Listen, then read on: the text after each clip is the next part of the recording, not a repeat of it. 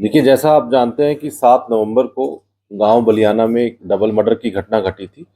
एक पिता और पुत्र की 5 व्यक्तियों द्वारा जो है निर्मम हत्या की गई थी।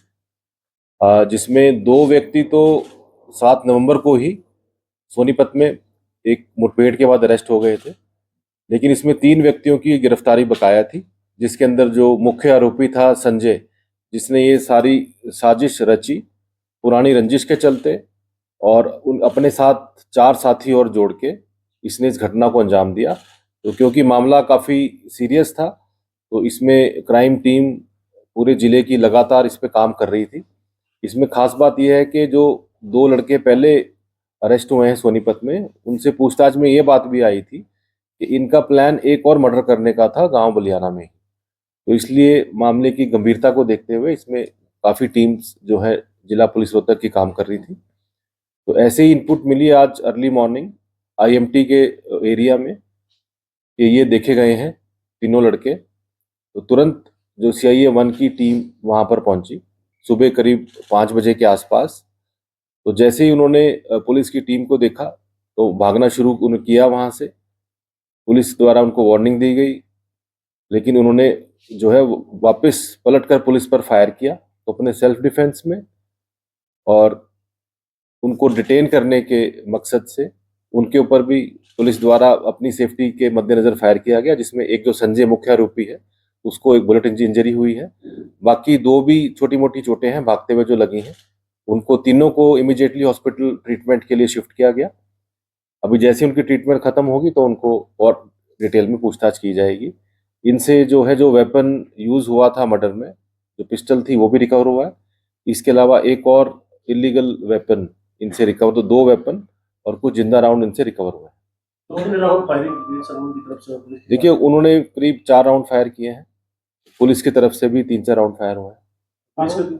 आरोपी पर और भी कोई घटना? बिल्कुल, इसके जो संजय है इसके खिलाफ पहले भी मुकदमे हैं, 2003 में भी मुकदमे हैं, कुछ और लड़ाई झगड़े के भी मुकदमे हैं।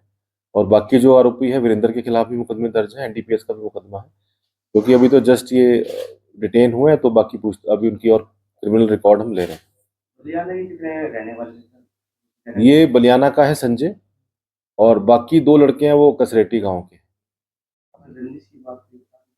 ये रंजिश थी इनकी गांव में। 2023 में संजय के भाई का मर्डर हुआ था, जो इस धर्मवीर और दीपक का जो मर्डर हुआ है, यानी दीपक के भाई ने जो बताते हैं कि मर्डर किया था, जो कि अभी जेल में।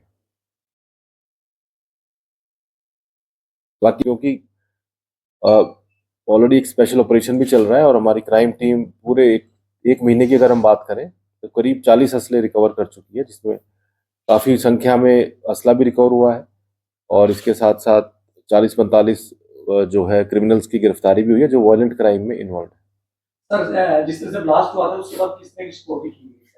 देखिए, जैसे ब्लास्ट हुआ था तभी तुरंत हाई अलर्ट का मैसेज आया था।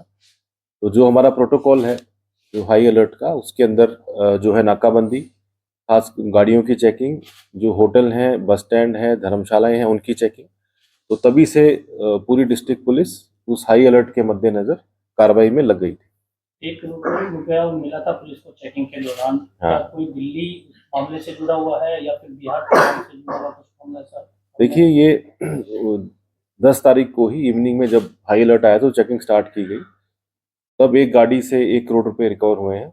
उसका जो प्रोसीजर है वो हमने सीज कर लिए हैं और इनकम टैक्स को जो है इंटीमेट कर दिया है, क्योंकि उस टाइम वो कोई संतोषजनक जवाब नहीं दे पाए थे। तो वो इनकम टैक्स डिपार्टमेंट उसको वेरीफाई करके उसके बाद हमको रिपोर्ट देगा, तब तक वो अमाउंट सीज रहेगा। तो आरोपी संजय इसको मर्डर गांव में ही करना था या कहीं और करना था? एक और लड़के का इनको मर्डर करना था, ज्यादा डिटेल हम शेयर नहीं कर सकते, लेकिन ये क्लियर इनपुट था कि एक इनका प्लान था कि एक और मर्डर करने का।